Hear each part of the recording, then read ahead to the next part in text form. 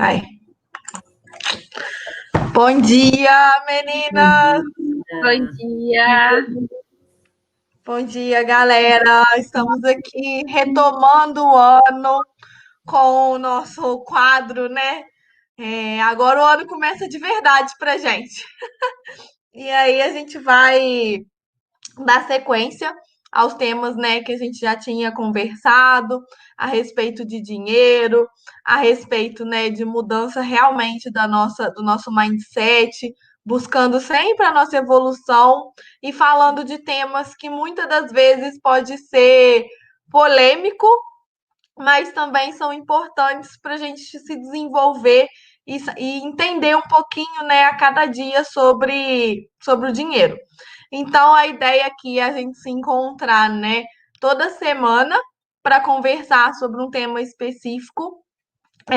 Para quem ainda não assistiu o nosso primeiro vídeo, assiste lá, que a gente conta toda a nossa história, de onde a gente se conheceu, por que que a gente está fazendo, né, esse quadro aqui e a história de cada uma. Então, só para dar início, a gente está fazendo esse quadro, porque a gente se conheceu na Jornada da Desfudência, né, da Natália Arcuri. Então, a ideia é a gente retomar alguns temas que foram citados lá e que nos ajudou a passar, né, pelo 2020 mais tranquila com relação às nossas mudanças, né, a tudo que aconteceu, e também para a gente conseguir, além de fixar esses temas, né, para 2021, ajudar mais pessoas a também abrirem a cabeça com relação a isso. Então, qualquer dúvida, né? Qualquer coisa que a gente falar aqui, pode digitar nos comentários, pode procurar cada uma na sua página. No Instagram de todo mundo vai ficar aqui, em todos os nossos links. E hoje o nosso tema é sobre preceitos financeiros. Então, o que que é, né? O que são os preceitos financeiros? E aqui a gente fala a visão de cada uma. Então, qualquer coisa, né, que a gente falar aí equivocado, pode comentar aqui, que depois a gente vai ressignificar, igual os preceitos financeiros. Então, uma coisa muito bacana, né, dos preceitos financeiros, a Rita depois vai mostrar o livro ali, né, que ela e a Luana já leram a respeito da A Mente Acima do Dinheiro. Então, elas vão falar até com um pouquinho mais de propriedade, porque eu ainda não li esse livro. Mas os preceitos financeiros, né, são todos as frases relacionadas ao dinheiro que a gente aprendeu, né, ao decorrer da nossa vida. A gente interpretou com o nosso conhecimento da época, né, que a gente ouviu, e a gente deu um significado para aquilo. Então, cada pessoa, na minha visão, ela tem um significado para uma frase relacionada ao dinheiro diferente. E que muitas das vezes nunca vai ser igual, porque a realidade da gente é muito diferente, né? O que a gente passa, o que a gente está vivendo, como que foi a nossa infância, a nossa adolescência, até a nossa vida adulta, né? Dependendo de cada faixa etária. Eu tenho 30 anos, então a gente sempre foi criado, né, é, com a frase de dinheiro. Uma frase que me marcou muito foi que o dinheiro não dá em árvore, né?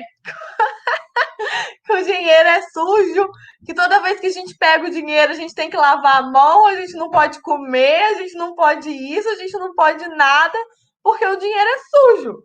E é engraçado como que hoje, né, depois dessa pandemia, não só o dinheiro é sujo, mas tudo é sujo, né? Então você tem que realmente lavar a mão e passar álcool, depois você coloca a mão em tudo.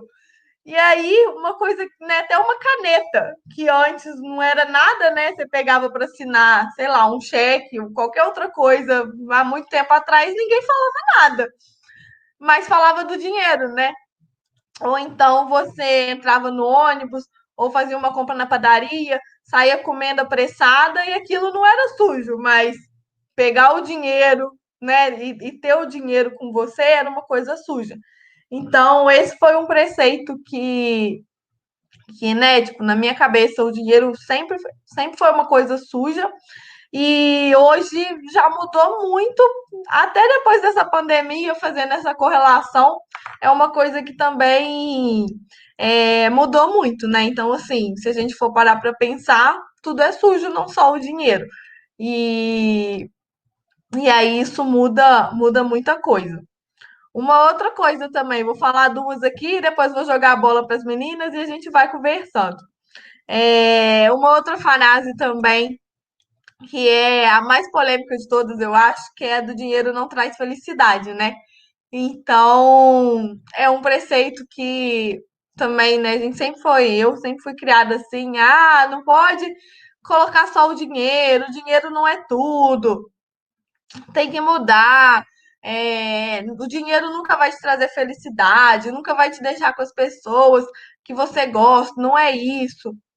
E aí, quando a gente vê, né, que principalmente agora, com a tecnologia, com tudo que acontece, a gente vê que o dinheiro pode sim te aproximar das pessoas, né? Pode sim te aproximar, inclusive, das pessoas que você mais ama, porque em meio a uma pandemia, se você tem dinheiro para uma tecnologia, se você tem um celular melhor, se você tem uma internet, se você consegue fazer uma chamada de vídeo, né? Se você consegue estar aqui, então o dinheiro ele pode ser sim uma forma de te trazer felicidade e sim te aproximar das pessoas que você ama. Então, assim, outra coisa também, outra felicidade, né, que também o dinheiro me traz é a liberdade, é viajar.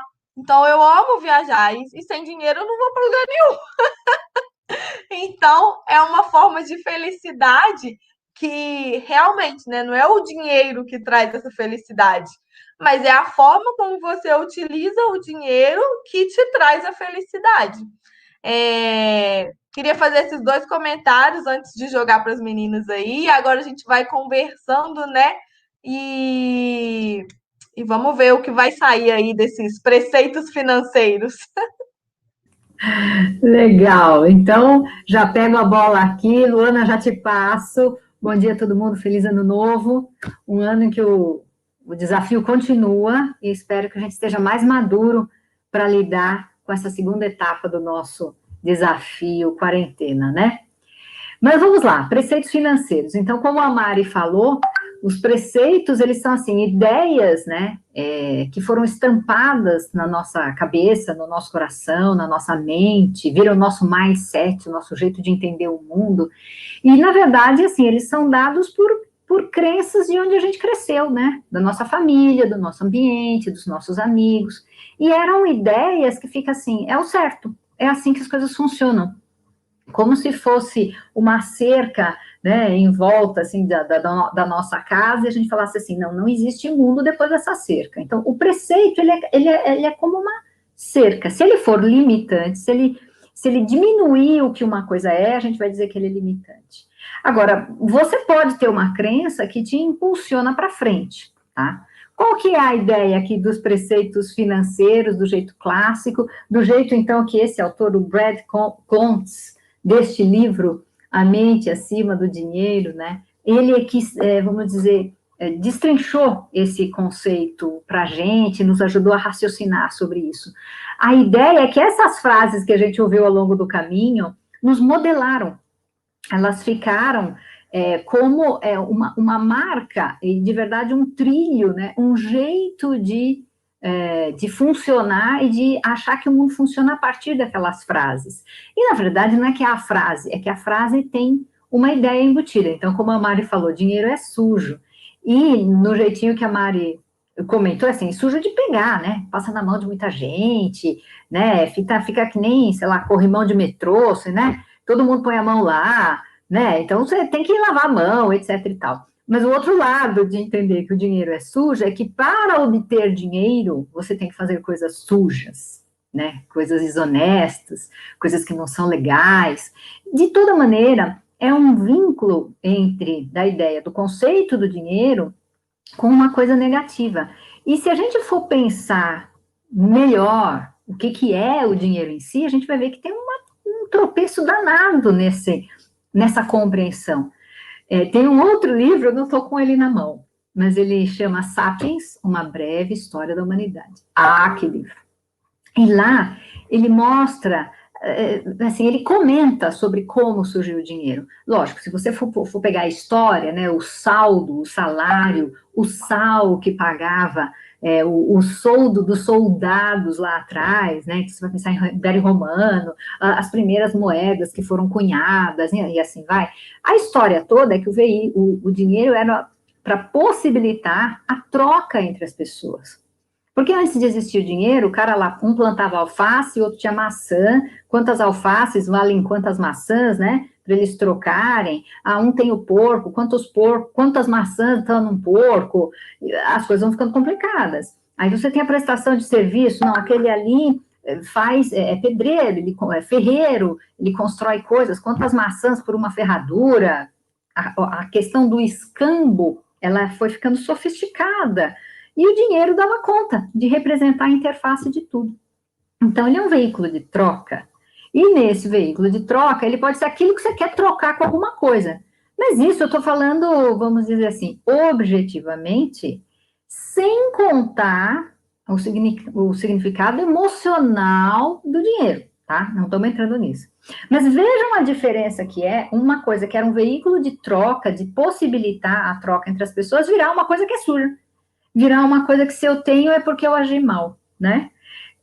Então, essa é por aí que a gente vai pensar sobre preceitos financeiros. E aí cada um tem que pensar em sua história qual é a minha crença básica sobre o dinheiro, o que a minha família sempre falou sobre o dinheiro, o que os meus amigos falam sobre o dinheiro. Ah, se tem grana é porque fez alguma coisa safada, né? Se é uma mulher bonita que ganhou dinheiro, é porque ela é bonita, né? É porque ela fez alguma coisa que eu não faria, que é antiética, sei lá o quê. Então fica uma parafernália e que de verdade acaba impedindo as pessoas, ó, a cerquinha, de ir atrás dos seus valores e de buscar, sim, a troca financeira adequada com o mundo, né? Porque financeiramente o dinheiro tem que viabilizar a sua vida. A gente não vive numa comunidade isolada que vivesse só de um pomar e de uma horta, esse tempo passou, né? Nós somos uma sociedade extremamente sofisticada no sistema de troca, e o dinheiro viabiliza isso de algum jeito. O que existe ou não de corrupção nisso não é o dinheiro em si. Se o nosso dinheiro fosse em maçãs e houvesse corrupção, era corrupção em cima de maçã. Se fosse leite, o pessoal ia estar pondo água no leite, os corruptos, né? A corrupção ou não é uma questão de valores pessoais, de conduta pessoal. E aí independe do objeto de disputa, tá? Eu vou parar por aqui para dar a palavra para a Luana, mas depois a gente retoma, né, Lu? Vai lá. Bom dia, gente.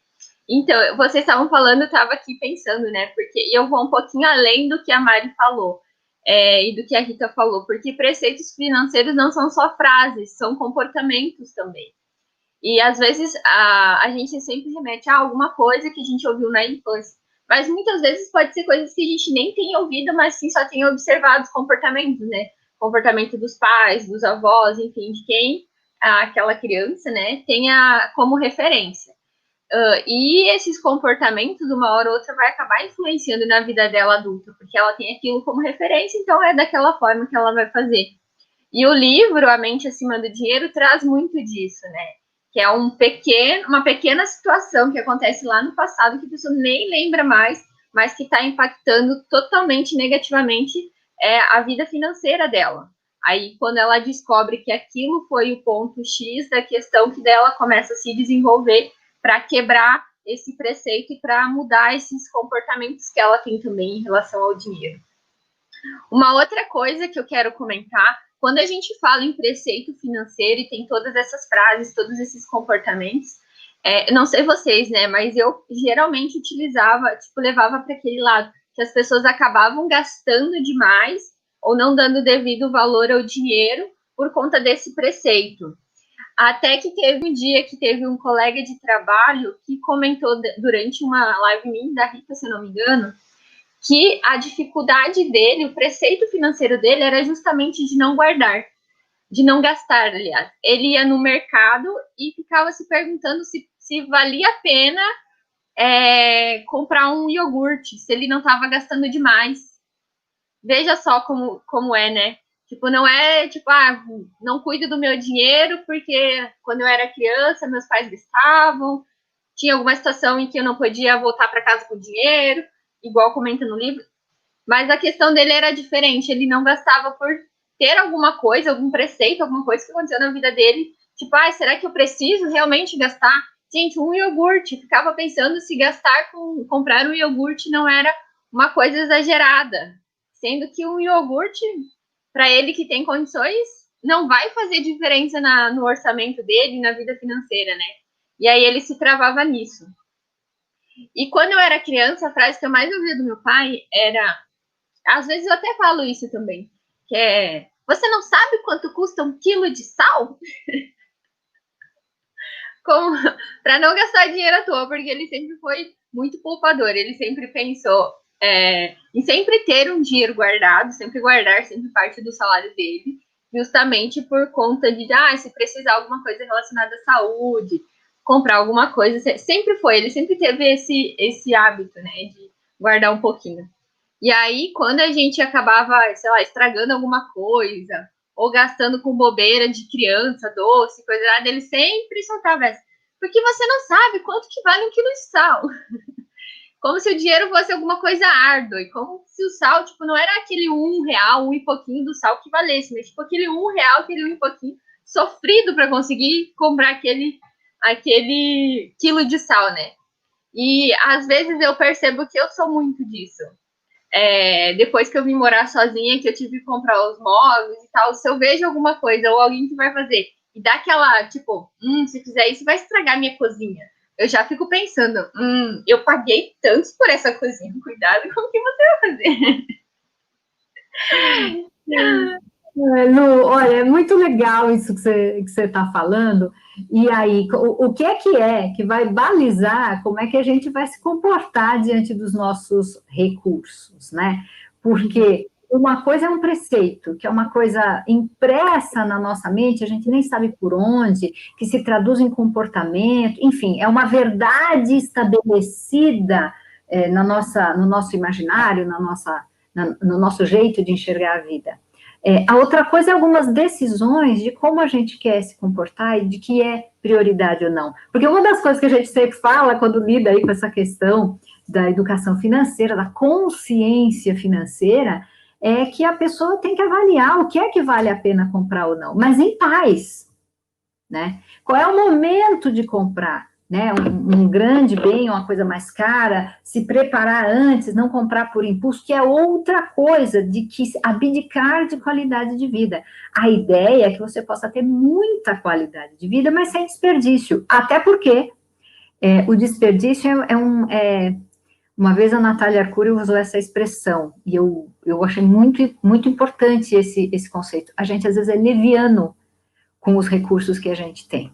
Então, você compra lá o iogurte e deixa estragar. É leviano, né? Você compra ali a banana, perde meia banana, joga fora alimentos. Então, a gente agir de uma maneira mais ponderada, mais realista com as nossas necessidades reais. A gente precisa, né, ter os cuidados conosco para ter uma vida bacana, uma alimentação bacana. Não adianta viver só de xizito, né?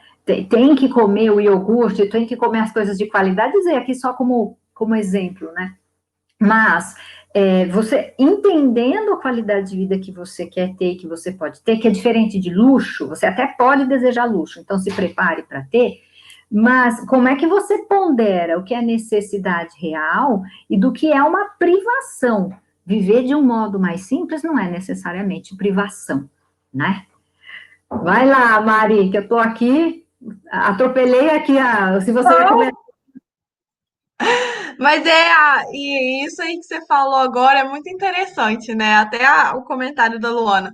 Muitas vezes a gente tem esse preceito, né, de ir no mercado e comprar aquele monte de coisa, ou então, né, não comprar nada e fica ali, tipo, brigando com o dinheiro e com a comida. E uma coisa que a gente tem que avaliar, né, que eu olho muito nessa questão do dinheiro, da gente olhar se o alimento realmente vale aquilo que a gente está pagando e se a gente vai comer aquilo. Porque se você está comprando, vou fazer isso, né? Principalmente com alimento perecível, com fruta, né? Vou levar esse morango aqui porque tá maravilhoso e tá na promoção, tá barato. Aí, né, na sua cabeça, né, cheia de preceitos, você vai falar, então vou levar esse morango, porque o morango tá barato, que não sei o quê, é saudável, e nananã, e vou comer. Aí você leva o morango, deixa ele na geladeira, maravilhoso, aí você esquece do morango. Aí vai passar, tipo, 3, 4 dias, você abre a geladeira, o morango tá feio, murcho, né, mofado. Aí você não come o morango, você também, né, joga fora. Aí, além de você ter gasto o seu dinheiro à toa, né, tipo, que eu acho que é muito essa ideia que a gente carrega desde criança, né, de jogar comida fora, porque não é só a comida, é também o dinheiro. E aí, acho que na nossa educação, né, nossos pais, eu acho que isso, a gente também, eu não sou mãe, né, mas quando for também, não sei se eu vou ser certa, né, em falar e como levar isso, mas eu acho que é uma coisa que a gente tem que se preocupar até não só com filhos, né, mas com todo mundo à nossa volta, de como que a gente fala isso. Porque não é só, tem que comer tudo que está no prato porque custou dinheiro. Tem que fazer tudo isso porque foi difícil de colocar comida na mesa, né? Então, assim, a gente acaba ficando com aquela coisa, vou no mercado, vou comprar um morango porque tá lindo, tá barato, só que chegou em casa você nem comeu o morango, aí você joga fora. E aí na hora que você joga fora, você não tá jogando só o dinheiro no lixo, né? É o dinheiro, é o alimento, é aquela impossibilidade de outra pessoa que iria comer o morango não tá comendo. Então, assim, gera uma cadeia que às vezes a gente fala assim de forma tão simples, né? Que é um preceito financeiro, um comportamento, é uma frase, mas isso desencadeia em muita coisa, né? Até no próximo que a gente nem conhece. Então, isso é um tema que eu gostei também de vocês. E você sabe, Mari, você que tem esse olhar com a especialidade em nutrição, em alimentação, em saúde, né? Você fala ainda isso com mais propriedade. Mas só para ilustrar o que significa quando a gente é liviano, o que a gente não enxerga. E pelo olhar de uma criança. Uma vez, o meu sobrinho, meu Deus, ele tinha, sei lá, 3, 4 anos de idade. Hoje está casado, né? Tá aí, um moção. Mas eu estava na casa do meu irmão, da minha cunhada, e nós pedimos uma pizza. Simples assim, pedimos uma pizza.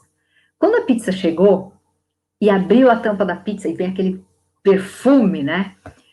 Aliás, as pizzas de São Paulo vocês precisam conhecer. Ele assim, olhou para o prato, correu para a janela da sala, era uma varanda, daquelas que a porta vem de vidro vem até o chão. Ele foi assim para a varandinha e gritou: "Obrigada, moço da pizza!" Cara, é assim, sim, claro que é dinheiro, mas ele é toda a cadeia produtiva, todas as inúmeras pessoas, todo o esforço que fez aquilo estar ali na tua frente. Você tem o queijo, o produtor do queijo, né, Mari?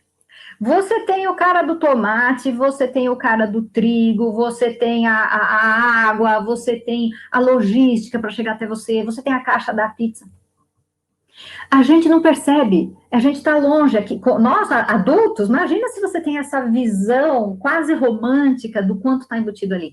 Mas existe um ato muito bonito, que é o da gratidão. Se a gente exercer a gratidão diante de cada coisa, e agora sim, diante da comida também, talvez a gente se lembre de tudo que está lá, de tudo que está lá na nossa frente, e que, inclusive, se traduz em dinheiro, que é o veículo de troca para acesso de tudo isso, né? Devolvendo a palavra aí, pessoal. Só para complementar também o que é interessante, a gente vem de uma cultura, acredito que não seja só no Brasil, mas de que, tipo, precisa se comprar quando é promoção. Como se fosse a última coisa que acontece na vida. Tipo, meu Deus, se eu não comprar, não só com alimentos, mas com blusinha. Meu Deus, eu comprei essa blusinha porque ela estava na promoção, paguei só R$15. você nem vai precisar daquela blusinha. Talvez você chegue em casa, só jogue ela no guarda-roupa e nunca mais vai se lembrar dela. Mas a palavra promoção, ela embute aquele preceito de que, tá na promoção, eu tenho que comprar. Então, não posso sair daqui sem comprar. E as pessoas falam com tanto orgulho que, tipo, nossa, eu comprei na promoção, como se ela realmente precisasse daquilo. E aí, isso faz com que, ok, comprar na promoção, não tem problema nenhum. Desde que você tenha um planejamento para comprar na promoção e desde que você precise realmente comprar aquilo que está na promoção, né? Porque você vai lá e compra na promoção achando que está fazendo um bom negócio, mas na verdade ou é dinheiro parado ou é dinheiro jogado fora, né? E tem também a questão do, vou comprar na promoção, acaba, porque tá barato, acaba se endividando ou, tipo, gastando um dinheiro que nem estava programado para gastar com aquilo, e daí entra também naquela roda, né? Comprei na promoção, era só R$15, mas de repente na próxima semana precisasse comprar pão para fazer cachorro-quente, porque, sei lá, os filhos queriam. E aí, com aqueles R$15 que você colocou na blusinha, você podia deixar para comprar o cachorro-quente. Aí você vai ter que tirar de outro lugar, e assim vai indo, vai indo. Ou então você vai começando a usar o cartão de crédito, né? Porque o cartão de crédito é como se fosse um complemento da renda, né? Só que não, né? É uma forma de pagamento. E as pessoas não têm essa visão. E daí acaba se embananando e entrando naquele círculo de novo. Tudo por conta da promoção, como se tivesse feito um grande negócio. Mas, na verdade, não. Muito bem colocado, né? Aliás, a gente pode até dizer que assim, a promoção virou um preceito, né? Promoção eu tenho que comprar, mas ela já é um tema para alguma outra live da gente, que é gatilho. É gatilho mental. Promoção gera assim oportunidade. Eu tenho que fazer agora, né? É que nem gritar fogo, eu vou correr. Não sei nem para onde, mas eu vou correr. Gatilhos mentais, né? Mas isso fica como tema para outra live, né, Mari? Sim, mas tem um preceito muito bom também desse tema de promoção, que é quando, eu não sei, né, mas aqui, assim, a gente sempre, minha mãe tipo, a rainha da promoção, tipo, em tudo. Então, assim, muitas das vezes ela comprava, tipo, principalmente no mercado, né, tipo, compre 4, ganhe, tipo assim, compre 5, ganhe um, sei lá. Sempre tem esses negócios, né? Então, às vezes, você compra, você não olha a validade de nada, você chega lá, tipo, a geladeira fica lotada de coisa, porque, né, tava tudo na promoção e aí você economiza. É um preceito que eu acho que, eu não sei, né, acho que na família brasileira é muito comum isso, né? Porque a gente vê isso em todo lado. Então, tem coisa que vale super a pena, né? Tipo assim, sabão em pó. É um negócio que não vence nunca. Então, tipo, você comprar 15 e deixar lá, beleza, você sabe que você vai usar.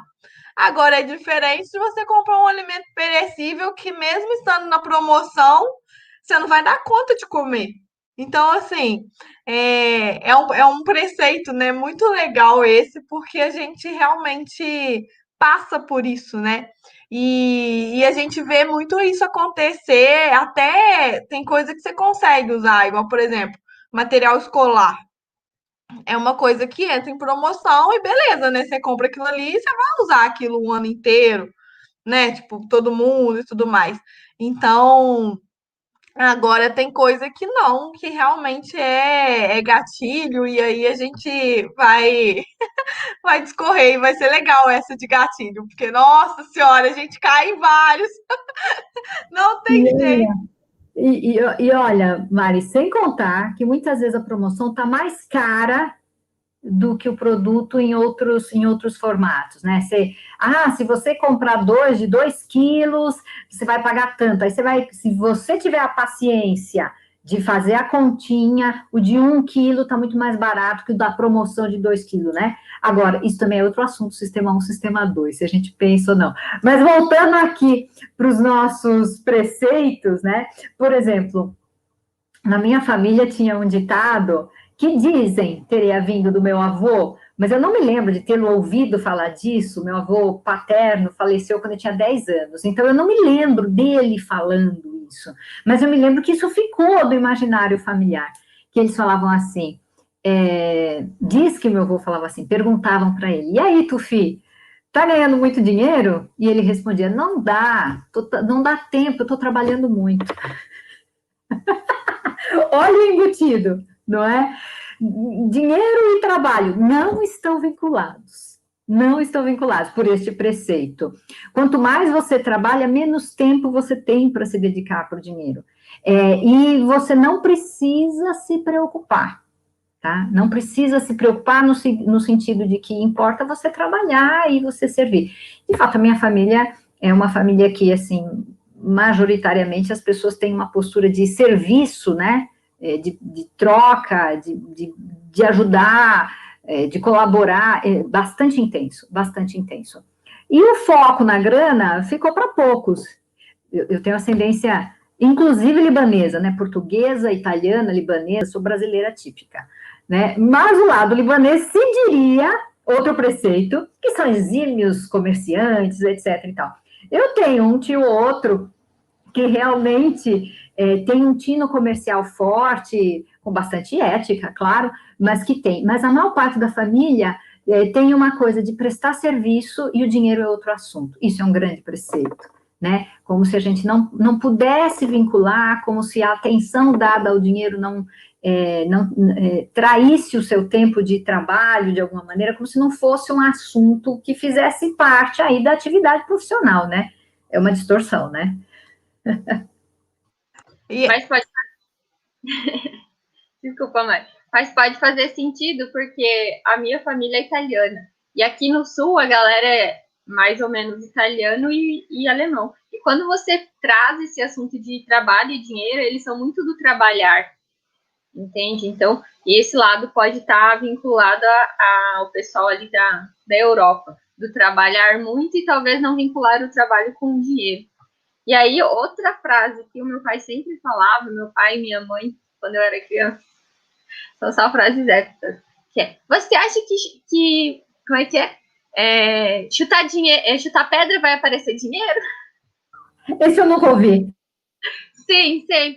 Você acha que é só chutar uma pedra que vai aparecer dinheiro embaixo? Quando gastava muito, gastava à toa, ou comprava. No mesmo sentido do quilo de sal, mas era tipo, você acha que só se chutar uma pedra que vai aparecer dinheiro? Eu ia sair chutando todas as pedras, descobri que não havia dinheiro nenhuma e ia ficar apavorada, porque eu falei, meu Deus, Mas eu sabia que não tinha, nem chutava, né? É porque, igual quando a gente tropeça na rua, né? Tipo assim, você tropeça assim, aí você fala, tem dinheiro aí. em algum lugar haveria de ter, né?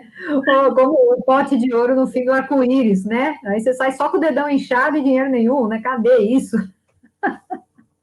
Mas olha, Lu, você está lembrando aqui toda essa conversa quando a gente fala das falas familiares, de como é que é educação financeira para crianças, para os adolescentes, né? Que aí é outra coisa, que os adultos estão passando valores, estão passando conceitos, percebendo ou não, né? A pertinência disso, né? E muitas vezes o adulto, os pais podem falar dessa maneira, mas a criança pede lá o iPhone de última geração e ganha.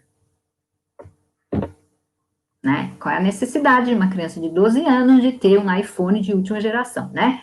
Então, os pais, às vezes, são muito contraditórios, né, na maneira como eles falam, são preceitos, não notam a consequência desses preceitos, e na hora de educar financeiramente, estão embrulhados ali num sentimento de culpa, como é que meu filho vai ficar sem isso? Puxa vida, ele é uma boa criança, ele tem que ganhar. E aí também eles passam valores bastante contraditórios, né? Muitas vezes, não são todas as pessoas, não são todas as famílias, mas enfim, tem uma coisa aqui que é como é que um adulto que ainda não percebeu como ele foi modelado do ponto de vista do mindset financeiro, da atitude em relação ao dinheiro, da percepção de seus comportamentos financeiros saudáveis e não saudáveis, né? Hoje é famoso dizer comportamentos financeiros tóxicos, né?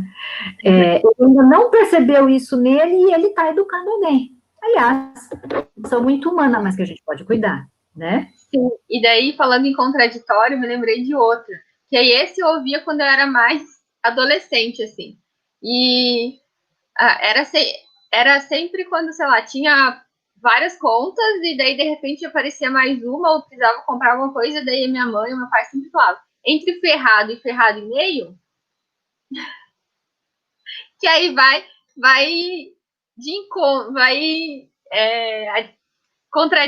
contraditando essas outras duas que eu falei, né? Então, tipo assim, primeiro vamos poupar, não vamos gastar à toa. Agora já que tem bastante dívida, então tá bom, já que tá tudo ferrado, deixa.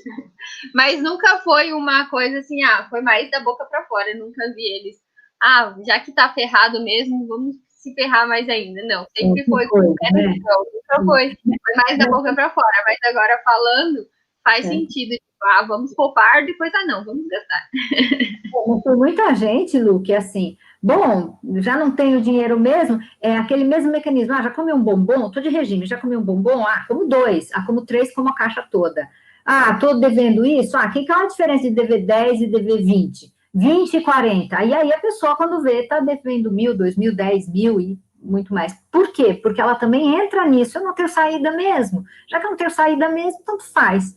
É um outro preceito terrível, né? E que, na verdade, vai ter aqui por trás angústia, sensação de ser incapaz de lidar com aquilo. Aí entra na minha área, né? Vem aqui, vamos nos tratar, vem cá, e aí eu passo a bola aí para a Lu, que é educadora, né? Aliás, a gente esqueceu de falar as nossas profissões, mas isso fica para o próximo capítulo aí, né?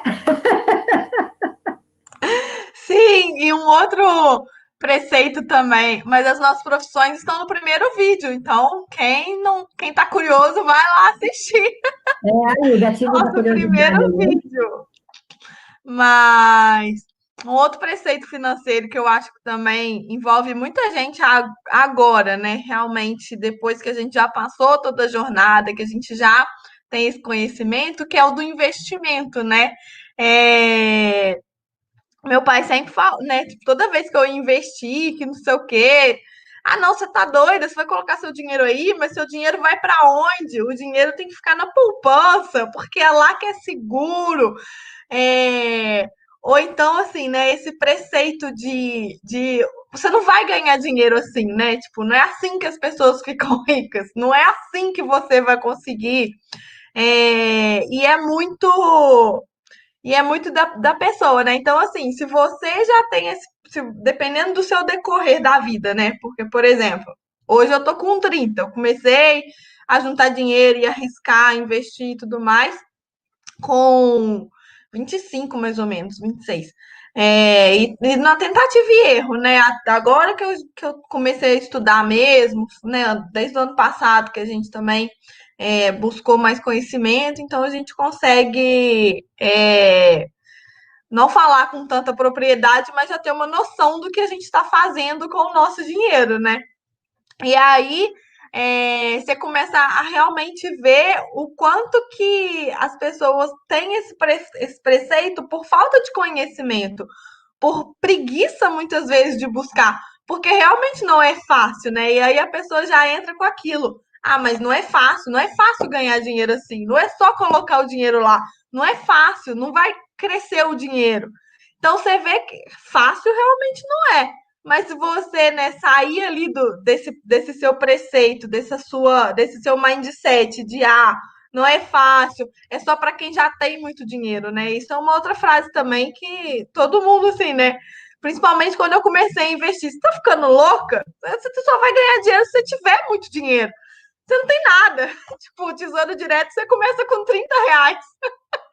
Então, você entra lá com R$ 30, você não tem nada. Mas realmente você não tem nada naquele momento. Mas e depois de 5 anos? Você já vai ter mais. Então, assim, esse preceito, né, que é um preceito muito forte no Brasil e principalmente aqui, né? Então a gente tem que ter cuidado com isso e realmente buscar mais e não deixar, né? Não brigar com pai e mãe, não brigar com a nossa família, mas realmente fazer de uma forma que eles com o tempo vão entender. Hoje, né, já meu pai e minha mãe mais, né, já tem mais confiança, né, de abrir uma conta numa corretora. Então, hoje ela já tem conta em corretora, que é um outro preceito também. Mas você vai abrir conta em, sei lá, 15? Falei, uai, mas é igual loja, né? você não compra, ninguém compra na primeira loja que entra. Então, assim, você entra em 10, você pesquisa 10 lojas para você comprar alguma coisa quando é, né, mais caro, ou quando é alguma coisa que você está querendo muito, você ainda não tem o dinheiro para comprar, aí você sai pesquisando em um montão de lugar diferente, ou até mesmo um tênis, né? Ah, você vai comprar um tênis. Tipo assim, você não compra um tênis, entrou, vi ali. Não, você experimenta um, experimenta outro. Então, assim, a visão que eu passo para eles é essa, né? Falo, gente, a corretora é igual. É uma loja, né? Você entra lá, cada uma tem o que tem. Um shopping, né? Você vai entrando em cada uma.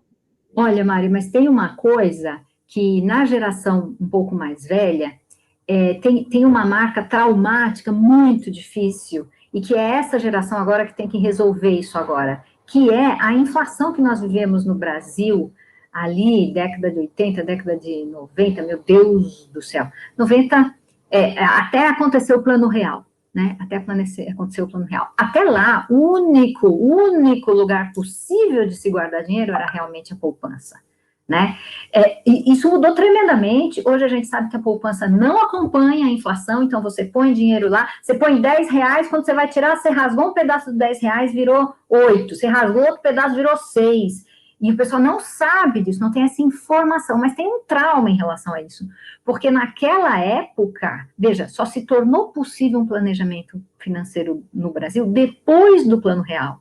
Então, você imagina, acontece o Plano Real, tem que acontecer 2, 3, 4 anos para as pessoas começarem a entender que aquilo ali é confiável e mudar um comportamento.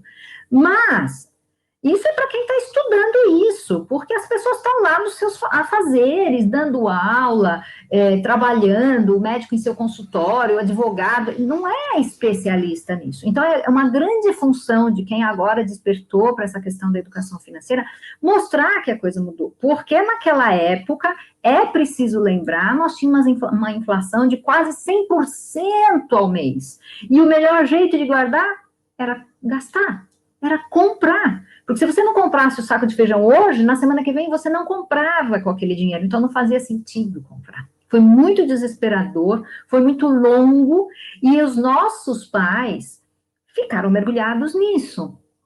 Eu sou mais velha que vocês, eu me lembro disso, quando eu comecei a trabalhar, tinha uma moeda intermediária, o R, o FIR, sei lá como é que se chamava, você tinha que calcular o real multiplicado em o FIR para ver quanto você ia ganhar no próximo mês.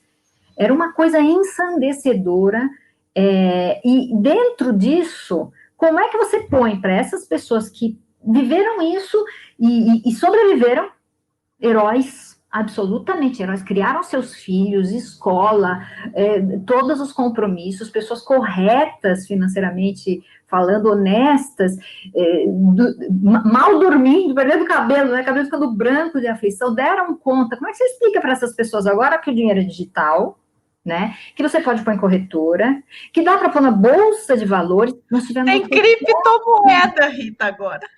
Pois é, criptomoeda. A gente teve naquela época, antes do Plano Real, o sequestro dos valores na conta corrente, na poupança, no governo Collor. Nós vivemos isso. Você imagina, você pôs lá, aí vem lá, olha, agora você só tem. Na época era 50 cruzeiros, 50 patacas, sei lá qual era o nome da moeda. A moeda virou de nome várias vezes até chegar no real, né? Então, você está aqui com a sua grana, amanhã você vai pagar convênio, escola das crianças, não sei o quê, só que aparece um decreto do novo governo que você tem R$ 50 lá. Não tem mais nada. Nossos pais passaram por isso. Tá? Então, a tarefa do educador financeiro, ou da gente que tem uma consciência financeira atualizada, é desensibilizando, sim, e para as novas gerações ingressarem nisso com muita consciência, porque agora o jogo é outro, é muito diferente e tem muito mais essa acessibilidade, né? O acesso a investimentos diversificados vem de 2002, então são 18 anos de história, 19 vai fazer, né? Quem é maior de idade agora, que vai pegar isso, né? Nasceu nisso, quem tem mais que isso, não, né? Enfim.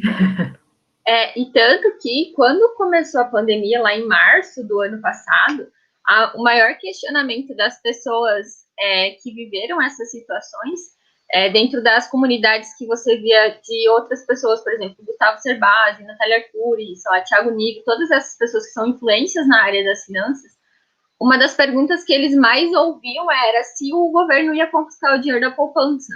Então, ali teve muita retirada desse dinheiro, né? Tanto que eu lembro que teve uma época ali que se todo mundo fosse tirar, sei lá, o Brasil ia estar desfalcado de dinheiro, porque não tinha o suficiente, né?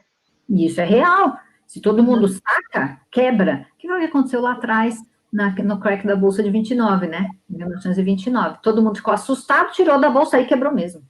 Então muito do preceito, do mindset, dinheiro, o pessoal fala, é coisa lógica, é nada, é absolutamente emocional, nosso comportamento com dinheiro. Verdade. E essa questão dos investimentos é muito isso, que a poupança traz essa segurança que os outros não trariam, mas não trariam porque não tem conhecimento.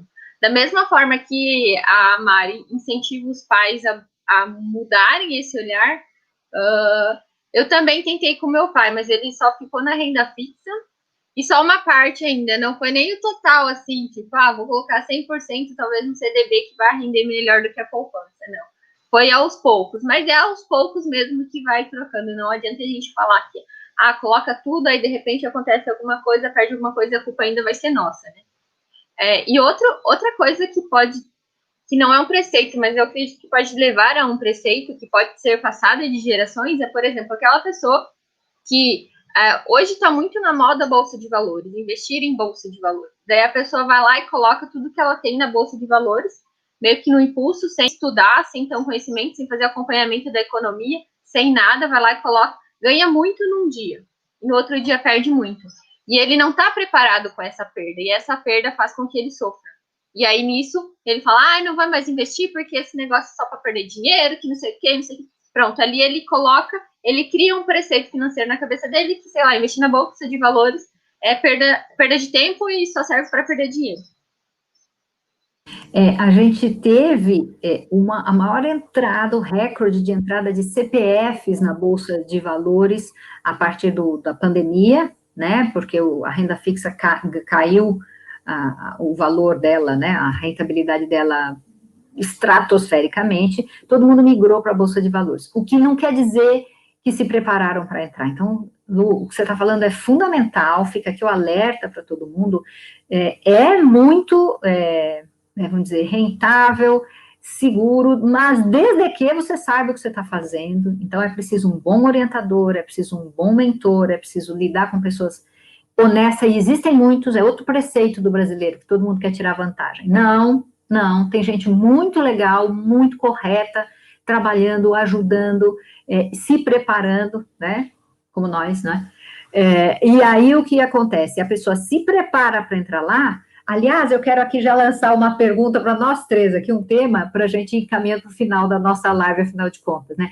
O que muda na vida de uma pessoa se ela reverte um preceito, às vezes pode ser o prefeito também, se ela reverte um preceito que é uma crença limitante, que é algo que faz com que ela fique com medo ali amarradinha no toquinho dela. Se ela reverte isso, o que muda para a vida dela depois? Se ela reverte não para ser uma pessoa desmiolada, né, com ações impulsivas, mas para uma pessoa que busca o conhecimento e levar buscar a seriedade do que é investir, poupar e investir, né? No meu ponto de vista, eu vou falar emocionalmente falando, né? Emocionalmente se torna uma pessoa mais serena, ela fica mais tranquila, ela sabe melhor como educar os filhos dela, ela passa a ter mais confiança na vida, o medo em relação ao futuro diminui, a ansiedade dela em relação a perder um emprego, a não ter uma fonte de renda, a ter diminuído os proventos dela num mês ou outro, vai mudar completamente, porque ela vai ter construído uma condição de uma reserva de emergência, enfim, emocionalmente, a gente tem um ser humano muito mais sereno, com muito mais disposição à alegria e a usufruir a vida, porque cada dia da nossa vida, se a gente prestar atenção, pode ter sido completamente perfeito, mas no meio das nossas aflições a gente não pôde acessar, né? Qual que é a opinião de vocês? O que é que muda se a pessoa se libertar dos preceitos, das crenças limitantes, financeiramente falando? Então, Rita, em complementando tudo isso que você falou, eu acredito que é justamente isso, trazer essa segurança de que tudo bem o que aconteceu até agora, agora vamos mudar, tipo, o olhar que tem novos caminhos, tem novas formas de você olhar o mundo. Eu acredito assim, quando que você quebra um preceito financeiro e você vai em busca daquilo que está por trás do preceito, de todas os caminhos que se abrem, é muito aquele meme lá da cabecinha explodindo, que foi o mesmo que a gente se sentiu quando fez a jornada, quando a gente teve essa quebra de preceitos. Então, você enxerga um mundo de possibilidades que antes você não enxergava porque aquilo te travava. E ao mesmo tempo, pelo menos para mim, ao mesmo tempo que você enxerga isso, você quer que os outros enxerguem isso. Então, aquela cabecinha explodindo, tipo, meu Deus, o mundo inteiro precisa saber disso. É o que muda na pessoa. Muito bom. E para terminar aqui também, para mim o que muda, né, e que mudou muito, é a qualidade de vida que a gente consegue ter depois que a gente quebra, né, alguns preceitos financeiros. Acho que o primeiro ponto é a coragem, né, para realmente mudar, realmente a gente acreditar mais na gente, né? O que a Rita falou, ter confiança. E quando a gente começa, né, a se transformar, a viver esse processo, a gente ganha na nossa qualidade de vida, a gente ganha na nossa autoestima, porque a gente começa a se ver mais confiante, e aí a gente tem uma autoestima melhor. Isso nos faz, né, sair mais de casa, nos faz a olhar mais para o básico, né, para o simples. Então, assim, no meu caso, você vai praticar uma atividade física, você vai correr na rua, você vai fazer qualquer coisa, você tem autoestima para isso. Porque muitas das vezes, quando a gente está, né, numa situação de estar em casa, de estar sedentário, de não querer comer bem, ou de não saber tomar decisões, né? É por conta da nossa insegurança com alguns preceitos que a gente carrega. Então, quando a gente muda isso, a gente muda sim a nossa qualidade de vida. E aí a gente começa a mudar tudo à nossa volta. A gente começa a fazer as coisas mais conscientes. É isso que mudou muito em mim, né? Mudou a forma de como eu vejo o meu corpo, de como eu vejo o alimento, de como eu vejo a prática de atividade física, de que para muitas das pessoas, é um luxo você ir correr, você ir fazer não sei o quê. Tipo, não, é o mesmo tempo que todo mundo tem. Só que, né, na minha autoestima, a gente vai lá, se diverte e tal. Então você começa a ver que dá para você fazer muita coisa sem dinheiro, né? Não necessariamente tendo que gastar para fazer aquilo naquele momento, mas você realmente consegue ter uma qualidade de vida melhor e viver melhor com você mesmo, né? Principalmente. Então, acho que é um tema muito, muito bom. Quem, né, ouviu até o final, curte, compartilha com todo mundo, comenta aqui o que achou. Pode dar ideias também, né, para as próximas lives, os próximos temas, que a gente está sempre aqui realmente buscando informação, estudando muito para trazer o que a gente faz na nossa vida, né, de verdade, e o que a gente consegue aplicar, tornar mais fácil aí para todo mundo. É isso mesmo. Então, obrigado, meninas. Um prazer estar aqui. Obrigado, pessoal que está assistindo. Curte, pergunta, comenta, discorda. Não tem problema. Aqui é um espaço de diálogo. E um grande ano para vocês, que vocês possam subir vários degraus no seu autoconhecimento e na sua qualidade de vida. É isso aí, gente. Obrigado por ficarem com nós até o final. Compartilha com a galera. Se tiverem insights sobre os preceitos que vocês têm, comenta aqui para a gente saber também como que a gente conseguiu ajudar vocês. E é isso, que seja um ano maravilhoso para todo mundo, melhor que 2020 para quem não teve um ano bom, e melhor ainda para quem teve um ano bom. Beijos!